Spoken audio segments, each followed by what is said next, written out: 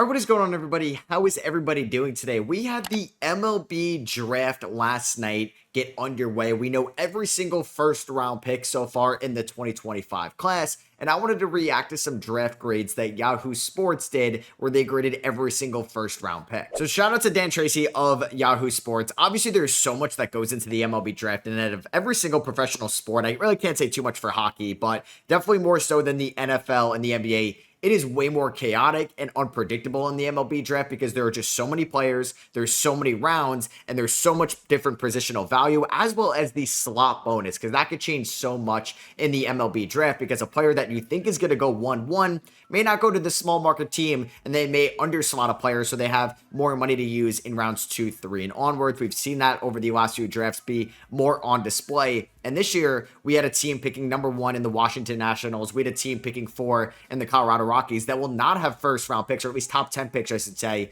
for the 2026 MLB draft because of the new CBA where you can't pick in the top 5 or in the top 10 as many years. So for the Rockies, it's going to be a little bit worse next year. We'll start off here with the Washington Nationals. They took a little bit of a shocking pick here. He was not really projected to go number 1 in any mocks. Eli Willits, the shortstop from Oklahoma. He's the youngest player ever to be drafted with the first overall pick in the MLB draft. Obviously, his position can change over time. Who knows where CJ Abrams is going to be when Willits is up. It may not be till 2030 till Willits is playing for the Major League Ball Club, but we'll see what ends up happening. I thought there was a chance Kade Anderson could have gone number 1 overall, or they were going to take a pitcher just in general, because the Washington pitching farm system isn't the best, and they need guys to get up there with Mackenzie Gore, at least at some point.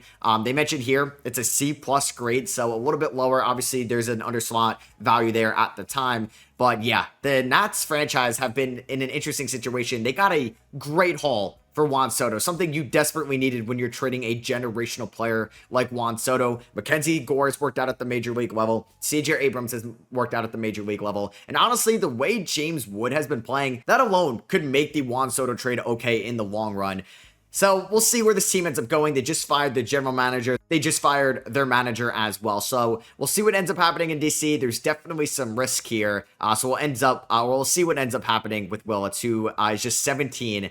Man, that is crazy. Like, he was born in 2008, and he's getting drafted number 1 overall in the MLB draft. So we had our first college player went number 2. The LA Angels took a little bit of a shocker as well. Tyler Bremner from UC Santa Barbara. Didn't know if he was going to be the first pitcher off the board. I thought it was going to be Kade Anderson. I was a Jamie Arnold truther all year long. We know that he ended up going 11 to the A's. But yeah, the Angels did not take somebody. A lot of people were mocking them there at number 2. A lot of the analysts had Kade Anderson ranked higher over Tyler Bremner. And the A's drafting philosophy has been unorthodox, you could say, over the last few years, and whoever they end up taking in the first round is probably going to be up with the Major League Ball Club maybe by the end of the year. We know Christian Moore is already up. Nolan Chanuel has been up with the ball club for a while now. Zach Neto, a couple former first round picks that have just been skyrocketed through the minors to the Major League roster. We'll see what ends up happening. I thought, yeah, Liam Doyle could have potentially been picked here as well, but Artie Moreno, Perry Manasi, and they ended up getting their underslotted guy here, Tyler Bremner, from the California area.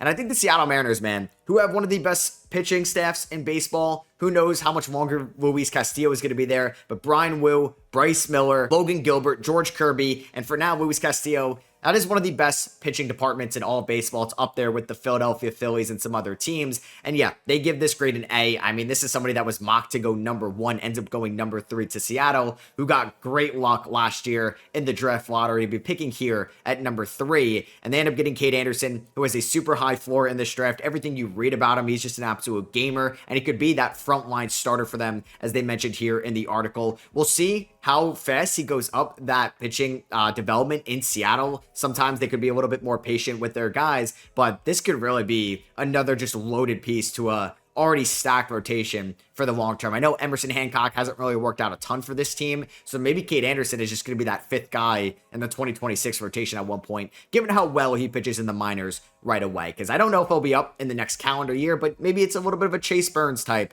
track, which is honestly not far off from that.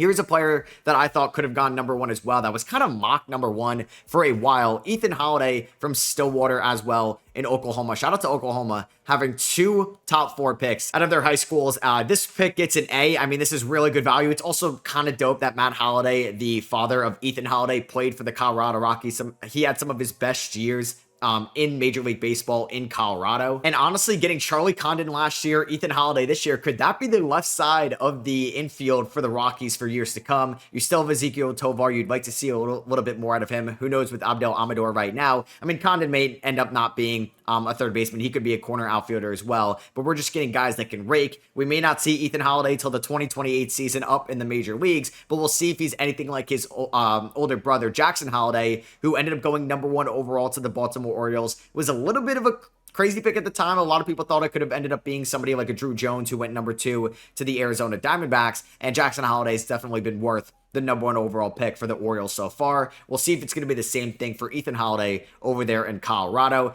Shout out to the St. Louis Cardinals having another top pick as well. They got lucky in the lottery. This was a team that got J.J. Weatherhold, I thought was a steal for them last year in the top 10, where he slid outside the top 5. Here they get an absolute gamer, William Doyle from Tennessee, somebody with a great collegiate track record. And for a Cardinals team that hasn't had the most exciting starting rotation over the last 3 years, it's been a lot of veterans. Like over the years, you got Lance Lynn, Kyle Gibson, Miles Michaelis has kind of run its course. That experiment over there in St. Louis, it's kind of just an innings eater now. You got Sonny Gray. Matthew Liberatore has been hit or miss at times. We'll see if Tink Hence ends up being anything, or Quinn Matthews. But now you get William Doyle, who could definitely be up for this team at some point within the next 2 years and could end up being like a mid to frontline guy for them.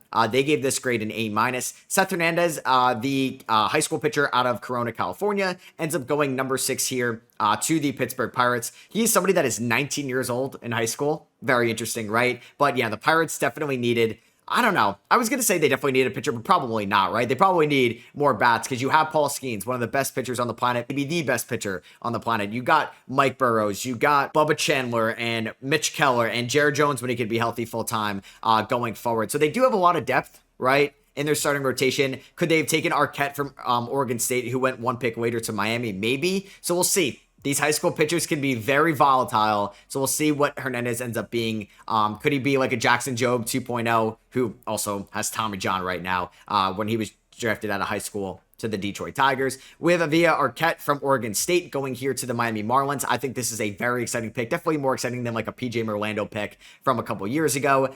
This is a Marlins team that's been pretty good this year. They're around 500. They've been playing some great baseball leading up to the All-Star break here. Augustine Ramirez, Kyle Stowers, Xavier Edwards have been fun bats for them. And I know Sandy Alcantara isn't pitching well, but Edward Cabrera has been pitching well. You got Yuri Perez back into the fold and the swing of things. I mean, this Marlins team definitely still has an intriguing young core that Peter Bendix, the main decision maker over there, has built up. And you got arguably like a top bat here, definitely the best college bat here at number 7 in Arquette out of Oregon State. They don't really have a long-term answer at the shortstop spot. Could end up being Xavier Edwards. We'll see. And this could be maybe what Khalil Watson was supposed to be for them a bunch of years ago. Here at number 8, we had a run on shortstops and high school shortstops. Toronto ends up getting JoJo Parker out of Mississippi, and this was an interesting pick here. I thought Toronto could have gone with a pitcher because I think they're a little bit light in their farm system in terms of pitching, but honestly, you get JoJo Parker. They gave this grade a B. I should have mentioned they gave Arquette an A there. They mentioned that Parker's bat to ball skills are undeniable, and the rest will be up to the Blue Jays development system. I know Arjun Namala has taken a lot of progressions this year for them, and maybe Parker could end up being there because Elvis Martinez obviously had some on and off the field issues with the development they got over there. Here at number 9, we had the Cincinnati Reds take another high school shortstop, Steele Hall out of Alabama. They mentioned that Hall is going to be a bit of a project at 17 years old, but it's no surprise his athleticism intrigued the Reds. They gave this one a B+. The Reds have had a fairly good farm system over the last few years, given that they weren't the best team in the world. Like you had Cam Collier at one point, Chase Burns, Chase Petty, Nick Lodolo, Hunter Green before they ended up coming up. You had Spencer Steer, Christian Encarnacion Stan. A lot of those guys are in the majors now, so we'll see how Steele Hall ends up helping out the Reds. Probably won't be for a little bit. Like it's going to be interesting to see where Hall, who was drafted number 9, got a B+ there. We'll get to Billy Carlson, who was drafted by the White Sox at 10. You also have JoJo Parker. You're going to have Ethan Holiday, and you're going to have Eli Willits. Who ends up being the best out of that group? Because I think that could be very impressive for a general manager that picked the right high school shortstop. It's crazy how many we got. But Arquette will definitely see up in the majors before these guys, or at least we should. Billy Carlson ends up going number 10 to the White Sox. I don't know how much they have in the Colson Montgomery stock going forward, but they took another high school shortstop out of Corona like Seth Hernandez. They say that you might want more of an advanced bat with a top 10 pick than what Carlson offers, but he's the best defender among this crop of high school shortstops. The White Sox, since they've been in this dark rebuild over the last few years, have built up the farm system for sure, and we'll see how long it takes for Carlson to get up to the majors and how he can be in the minor leagues. Here's one of my favorite players in this class, Jamie Arnold from Florida State. He's one of the best lefties in this class for sure, and he could definitely be the first pitcher up there on the major league. It could end up being him. It could end up being Kade Anderson. I'm really glad that the A's ended up going pitching because they have some super exciting bats, right? Nick Kurtz could end up winning Rookie of the Year. Jacob Wilson could end up winning Rookie of the Year. You got Lawrence Butler, who's still like around 24 years old. Brent Rooker's a little bit older. Tyler Soderstrom, Shea Langoliers, Max Muncy, Denzel Clark. They have a lot of young, exciting bats over there in Sacramento right now. But I think Jamie Arnold is exactly what they need. He could definitely be up before maybe the 2027 season. I thought he fell, which was interesting. Maybe it's because of the control, the command that he had a little bit, I guess, inconsistencies with at Florida State down the stretch, but I feel like this is one of the best pitchers in the class. And yeah, I think the A's got a great pick here. A lot of people didn't love the Nick Kurtz pick at the time last year. He was somebody that kind of slid down draft boards leading up to the draft. He was always like a consensus top 10 guy, and then he fell out of the top 10. The A's took him in the top 10. Dude's a beast. Here at 12, the Texas Rangers took Gavin Feen, third baseman out of California. This pick is going to get a B-. Feen comes off the board earlier than expected after supposedly seeing his stock decline this spring, but the Rangers didn't exactly find themselves in the most ideal scenario with so many prep shortstops drafted in front of them. Yeah, maybe they really wanted one of those guys, and they could have been pissed. Like, Chris Young could have just been pissed that all these guys ended up going in front of them. I mean, the Rangers are no strangers to, like, unorthodox draft strategies like Kumar Rocker at 3 a couple years ago, so they can end up underslotting some guys later on like Brock Porter. They have brought up Jack Leiter over the years. I mean, some of their young guys have been hit or miss. Evan Carter's been playing better since he's been called up. Wyatt Langford obviously was a great pick.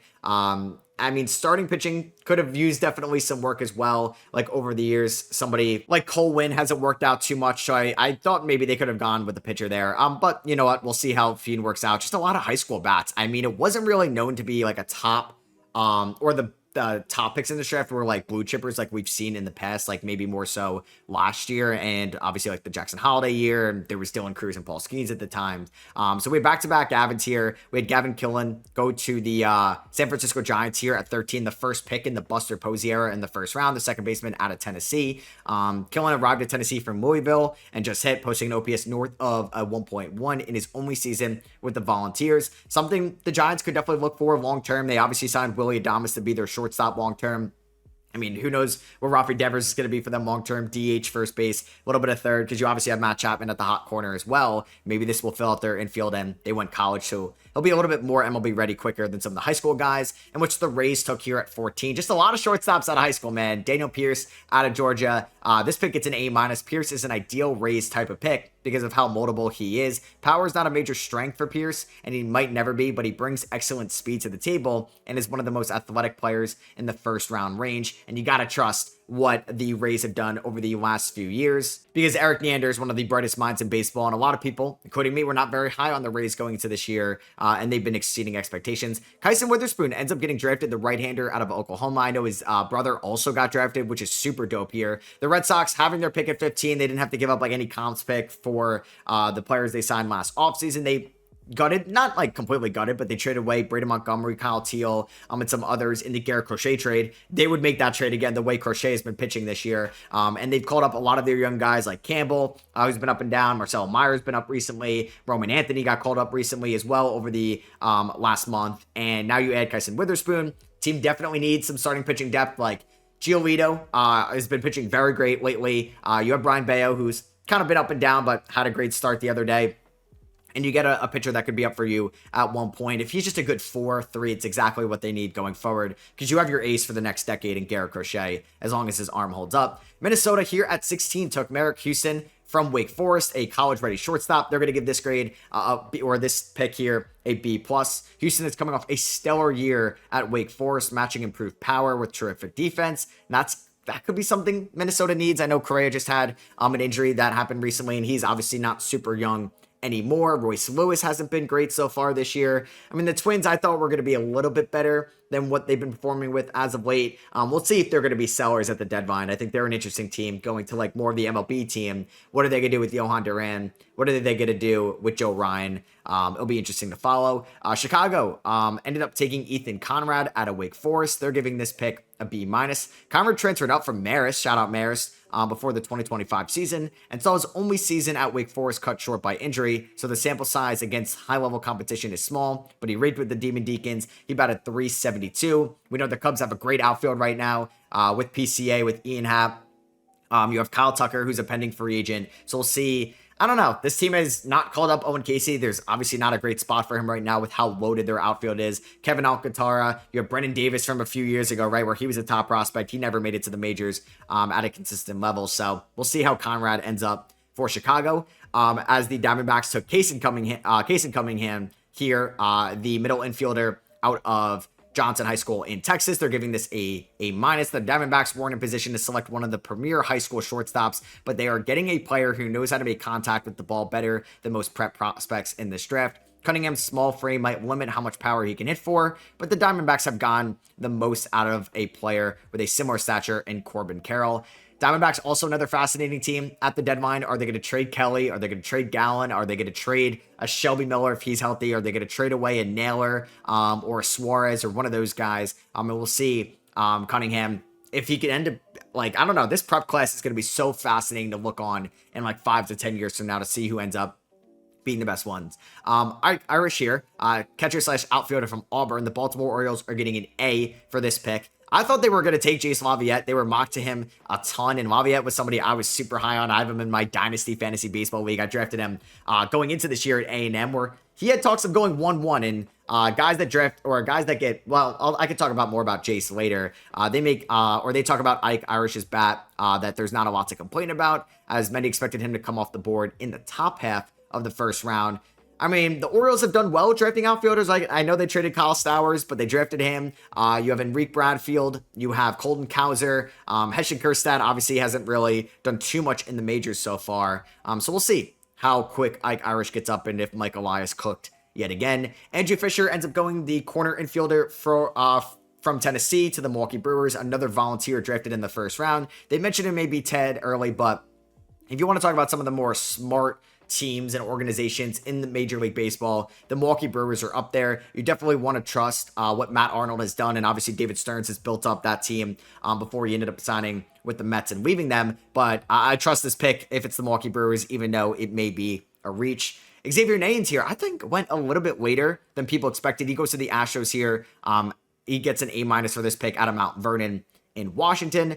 They talked about how his contact ability is a question, and the Astros will have to work to ensure he isn't a player who's completely all or nothing at the plate. So could end up being a 3 true outcome guy. We'll end up seeing that. But you got Cam Smith, you got Isaac Paredes. This is about to be like a new wave of Houston Astros, and they definitely need to build up their farm system because it hasn't been the best over the last few years. Tate Southsani ends up going from Nevada here, a high school of basic academy. He's a shortstop / outfielder to the Atlanta Braves. I know they went high school last year in Cam Caminiti. They get a B- for this pick. A bit of a surprise ahead of some of the other high school bats still on the board.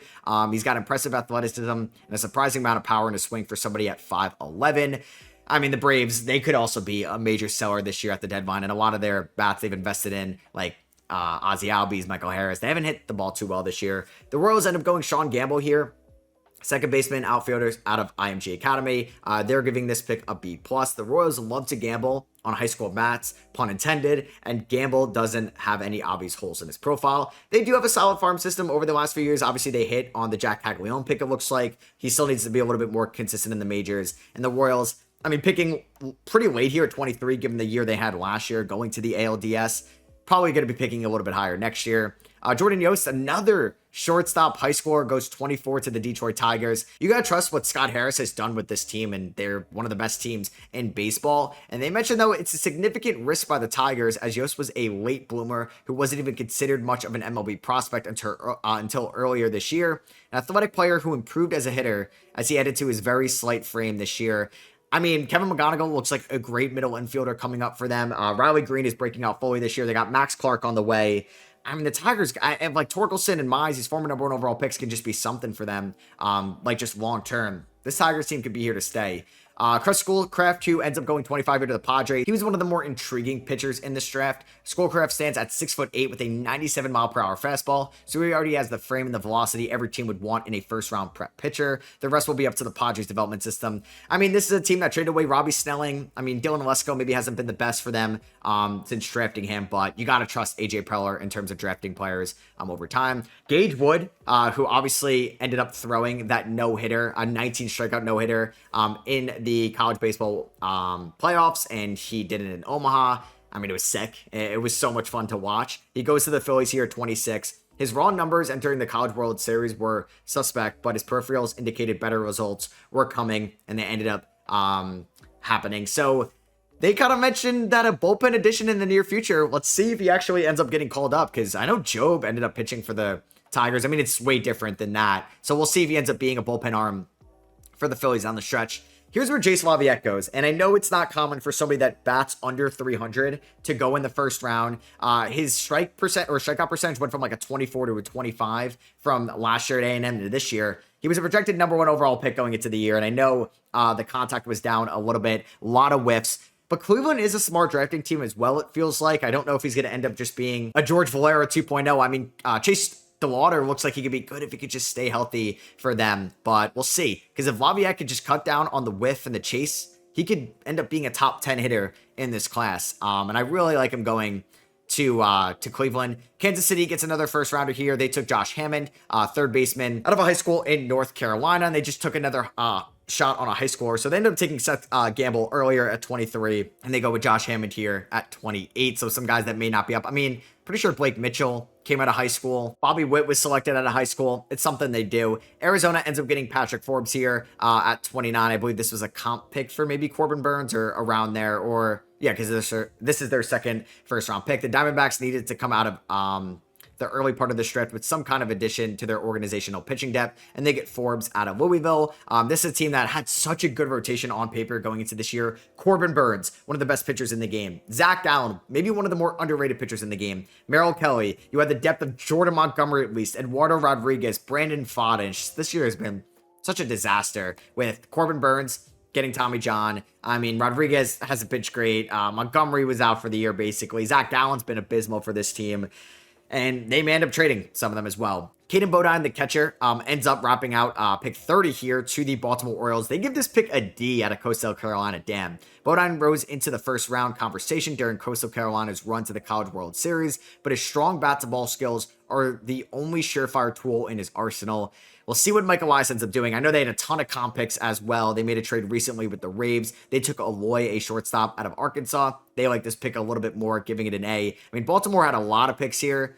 Brady Abel, Abel goes number 32 to the Guardians. Maybe it's Ebel out of Corona as well. A lot of Corona talent going here. Boston got Marcus Phillips here at 33. My Mets ended up getting Mitch Voigt from Michigan. They didn't have a first-round pick, obviously, from the Soto signing. And I'm interested to see how Voigt can be for the Mets, as it looks like Stearns did well in the first round last year with Carson Bench. So we'll see how Mitch Voigt is for them this upcoming. I guess throughout the minors, and we'll see if he's going to be up within the next few years. I mean, this team has a lot of middle infielders, right? You have Lindor at short. He's not going anywhere. Third baseman, second baseman, you got like McNeil at times, and then you have Brett Beatty, Mark Vientos, Ronnie Mauricio, Luis Angel Acuna, Jet Williams is coming up. So there's a lot of middle infielders for the Mets right now. Cam Cannarella went to Miami. He had that sick catch over the shoulder, you may know from him at Clemson last year. So yeah, a lot of picks here in the comp round as well. You guys can let me know what you thought of what your team did or any of these teams did in the first round of the 2025 MLB draft. We may see some of these guys. Maybe it's Gage Wood or maybe it's a Los Angeles Angel before the year is over, but we most likely won't see some of these guys until 2026,